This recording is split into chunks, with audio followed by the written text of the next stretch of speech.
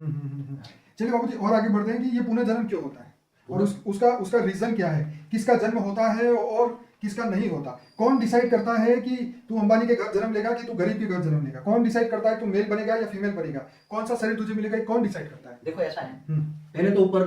चित्रगुप्त बैठता था, पहले बहुत जमाने में, बहुत पुरानी बात हो गई। हाँ, ये तो वो बहुत हमेशा परिवर्तन होता रहता है। ठीक है। मगर अभी आत्मा के अंदर हर चीज रिकॉर्ड होती है। जो आत्मा श्रेष्ठ कर्म करती है तो थोड़ा ऊपर सूक्ष्म जगत में जाती है, तो उसको वहां ही रहने वाली कई सूक्ष्म जगत की आत्माएं होती है, वो ग्रुप में रहती हैं। साधु संत भी उसको गाइडलाइन देते हैं ऊपर में सूक्ष्म जगत वाले कि भाई तेरे पास इतना पुण्य का खाता है, इतना पाप का खाता है, तो तू यहाँ जन्म ले ले किसी गरीब के घर, तो तेरे को जल्दी विक्रम विनाश हो, पाप गरीब के घर जन्म लेगा तो तेरे को दुख दर्द बहुत आएगा, दुख दर्द बहुत आएगा तो तू भगवान को ज्यादा याद करेगा और परमात्मा को ज्यादा याद करेगा तो तेरे विक्रम विनाश कर जाएगा। तो बाबूजी, जो लोग अंधे पैदा होते हैं, बच्चे या हैंडीकैप पैदा होते हैं, जानबूझ के सूक्ष्म जगत वाले उसको जानबूझ के ऐसा करने का आग्रह करते हैं। वो संकल्प लेके ही ऐसा बनना चाहते हैं कि मैं लूला लंगड़ा बनूं तो मेरे एक जन्म के अंदर कई जन्मों के पाप कट जाए, इसलिए वो ऊपर सूक्ष्म जगत वाले ऊपर बड़े बड़े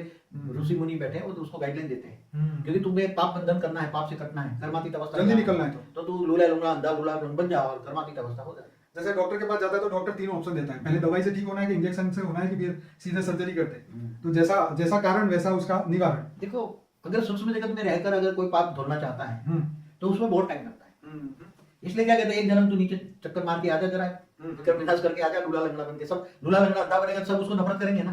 तो सबकी जो नफरत करेंगे तो उसका पाप धुलता जाएगा। तो बाबूजी, वो तो आके भगवान को इतनी गालियां देता है कि मुझे क्यों लूला लंगड़ा बनाया, मगर वो भूल जाता है मैं कौन हूँ। वो तो जब मनुष्य अवतार में जब धारण करता है, जब गर्भ में आत्मा आती है, तो जब पहले तो जब गर्भ में धारण करने वाली आत्मा कौन होती है, कहते हैं तो एक सूक्ष्म सेल होता है, एक सेल होता है जिनको हम कहते हैं निराकारी आत्मा की निराकारी स्टेज, एक सेल बन के निराकारी स्टेज एक सेल बन जाती है, ठीक है, एक एटम बन जाती है,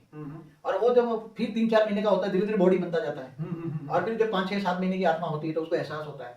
तो ये सब मगर भूल जाती है, अगले जन्म का धीरे धीरे भूल जाती है सब। बाबूजी, मेरा एक क्वेश्चन सॉल्व कीजिए कि जैसे मैंने आपसे पहले सुना हुआ था कि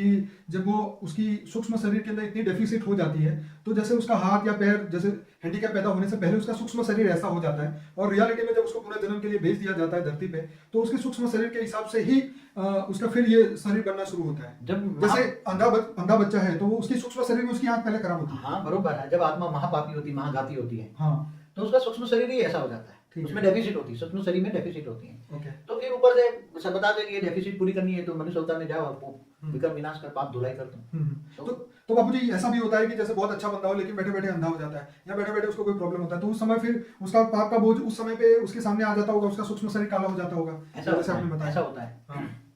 ज्यादातर स्थूल जगत के आसपास सूक्ष्म जगत वाली आत्माएं रहती हैं। ठीक है। जब कर्म बंधन सामने आता है कि कहते हैं बैठा बैठा अंधा हो गया, तो पहले तो उसकी सूक्ष्म शरीर में डेफिसिट होती है, चाहे उसके अंदर शुगर हो, बीपी हो, ये कोई ना कोई डेफिसिट होती है, तो धीरे धीरे उसका और सूक्ष्म जगत वाली आत्मा उसको रेज मार के उसको अंधा बनाना चाहती है, बना सकते हैं। ज्यादातर हर कोई एक मनुष्य आत्मा के साथ एक सूक्ष्म जगत वाली आत्मा होती है, कम से कम मैं तो ये अनुभव करता हूँ। बाबूजी, आपका कहना ये भी सही है, मैंने एक सुप्रीमो मास्टर करके यूट्यूब में सर्च किया था, उन्होंने भी ये कहा कि हर इंसान के पास 4 एंजल है, कम से कम एक तो होती है, 4 भी ब्रह्मा कुमारी की वाणी में भी ये बोला है कि अंत समय में एक बंदे के साथ में 14 आत्माएं होंगी। हाँ, सब घुसे के अंदर प्रवेश करें भगवान को देखने के लिए। अंतिम समय जब भगवान प्रत्यक्ष होगा तब उसको देखने के लिए 14 एक शरीर में 14 भूत प्रवेश करेंगे, आत्माएं प्रवेश करेंगे। ओके।